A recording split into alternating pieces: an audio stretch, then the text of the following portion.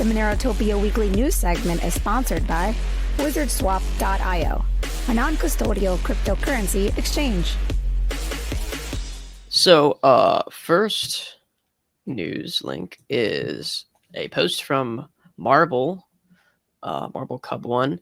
XMR monthly transaction count compared to BTC from Monero.how.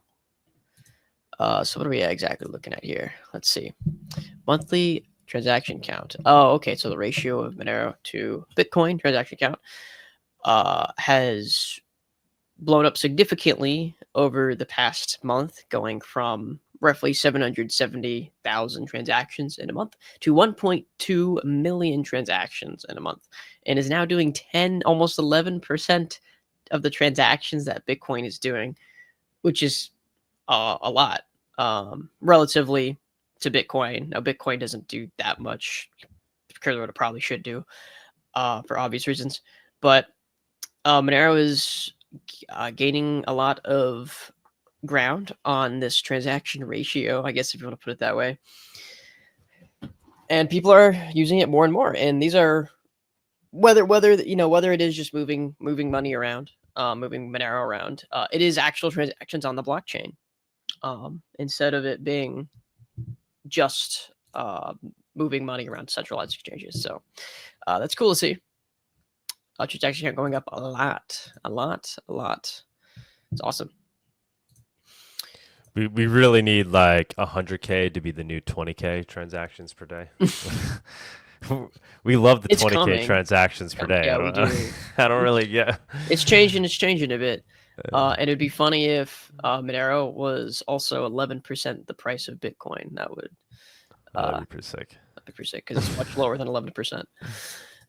Ross, so next post is from Look on Chain. Ross Albright, the founder of Silk Road Marketplace, received 300 BTC to his donation wallet 8 hours ago. Oh yeah, this was funny seeing this. Was this last week? Yeah, so Ross Albright basically got donated 300 BTC, 31.4 million to his donation wallet, and there's a bunch of funny jokes about it just being him sending money to himself from one of his other wallets. I have a feeling would have known if that was the case, unless he had wallets that weren't, exposed publicly at all. But hey, good for him. Good for him. Wherever he got it, good for him. He definitely earned it. But hopefully this is another example of why people see why it's just like Bitcoin's just stupid. Like, you shouldn't be able to see if someone's sent you 300 BTC or $31 million, because now you've got all this speculation behind it. Even if he, didn't send it to himself at all, it had nothing to do with him. So yeah, people can see that simply because of it's Bitcoin on-chain transaction. It looks like a SegWit address. Friendly reminder: Ross does take Monero donations too on his website.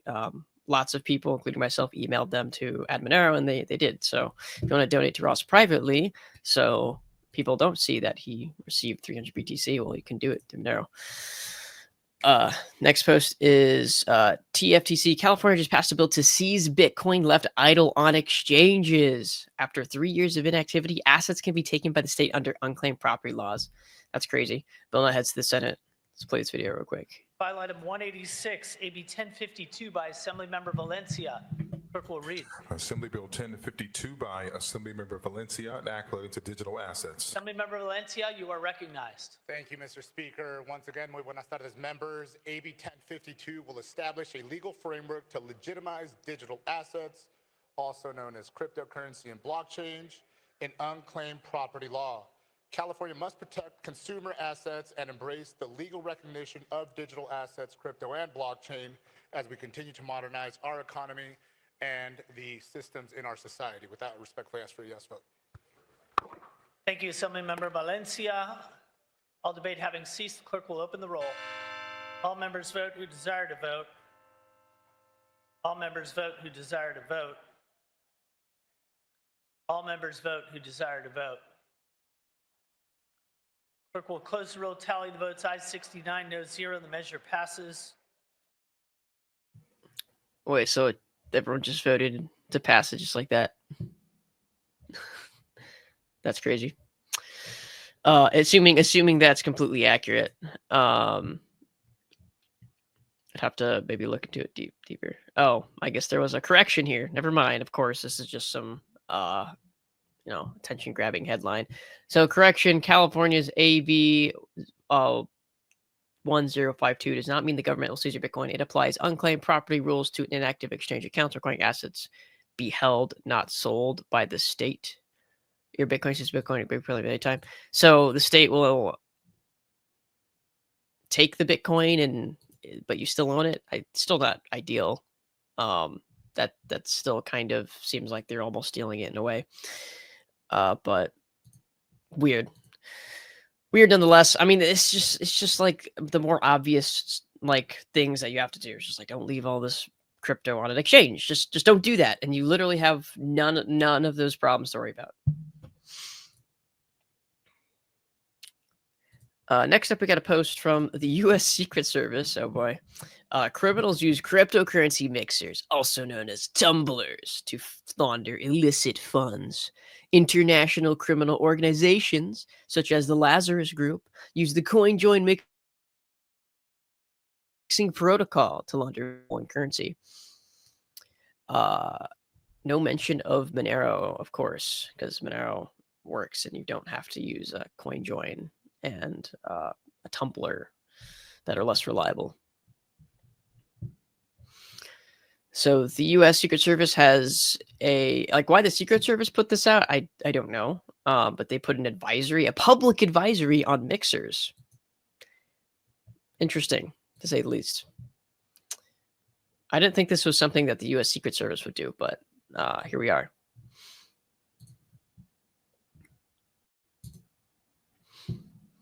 I don't know what the use of the public advisory is. Maybe it's trying to just put public shame, the public put thought of public shame or of shame into the public for the use of mixers.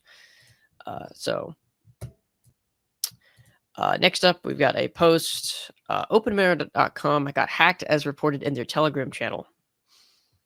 I think OpenMonero.com, what is that? That's the local Monero like rebrand, right? Or not the rebrand, but like the clone, essentially.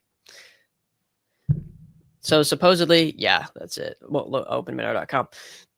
So supposedly, all funds 52 injection have been stolen in a hack.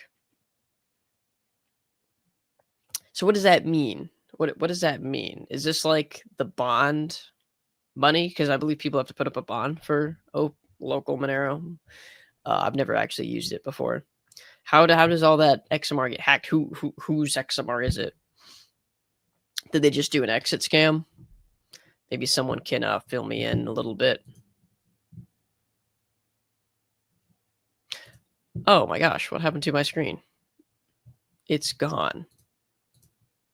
I have no idea how long my screen was gone for. I hope it wasn't gone too long. Well, there we go. At least you guys can see it again. Oh yeah, so OpenMonero.com hacked. And the rest of so there's some specific details here. Monero hacked. Login is temp disabled. 55 to 200 XMR stolen. Vendor funds equals 55 XMR. The rest of the stolen funds are from normal users, buyers, etc. I may release the backend source code to identify the vulnerability. So yeah, I didn't realize that vendors had Monero like stored custodially on their platform, and users did as well. I didn't think that's how local Monero worked. So XMR Bazaar does not work that way, by the way, and we just added exchange listings. So don't accuse us of hacking, but good timing. Yeah, that is weird. But yeah, I was never going to use OpenMonero.com to begin with because I couldn't really tell if it was legit or not. Yeah, I don't think it really had built up that much trust. People were questioning it. But yeah, I wasn't familiar either. I didn't realize they were holding the customers' funds. Me neither. I didn't think that's how it worked. I don't know if that's different for Open Monero. Yeah, if someone wants to fill in on the comments, please feel free.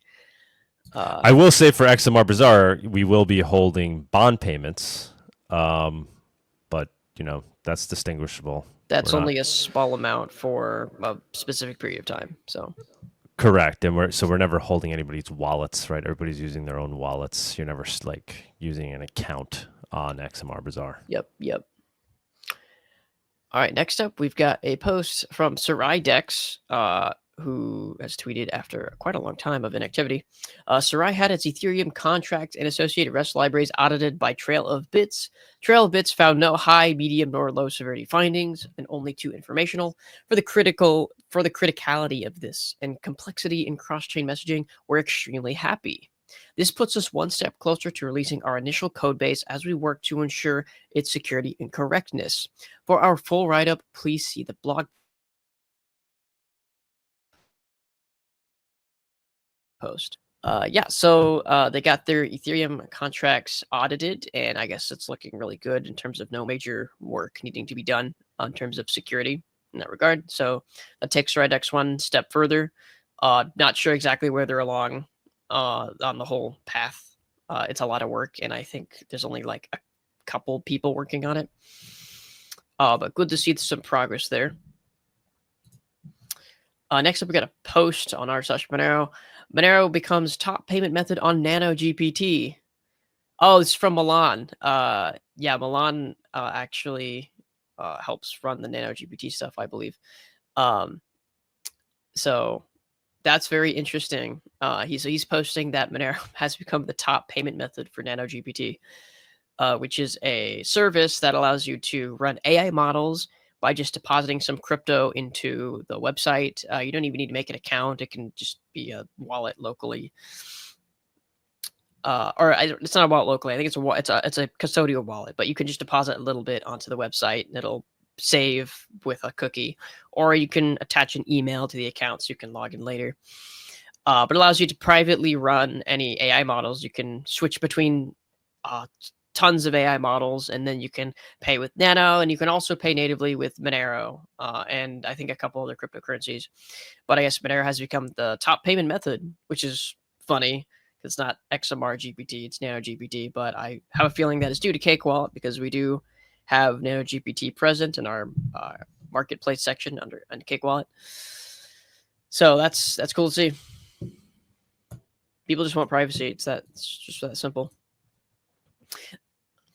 Post by Douglas Tooman. A big, beautiful update just went live on xmrbazaar.com. It includes a new listings category, exchanging listings for buying and selling Monero peer-to-peer for cash by mail, etc. So this is the spiritual successor to local Monero, I would say. And also we added a Monero Near Me feature so that users can simply display themselves on the Monero map as a Monero user willing to be DM'd for in-person cash to Monero trades or to just meet up. Think of it as a way to easily find Monero users local to where you are. I just added myself. Go ahead and give it a go. Simply fill out the Monero Near Me fields in your profile. You obviously don't enter your exact location, but you can just let people know what city you're in and whether you're willing to be contacted as a local Monero source. Lots of other updates are included too, and more big ones are dropping soon. Very cool feature. That's definitely helping to fill in the tragic loss of our good friend, local Monero. And hopefully people will use that to sort of fill in that gap a little bit.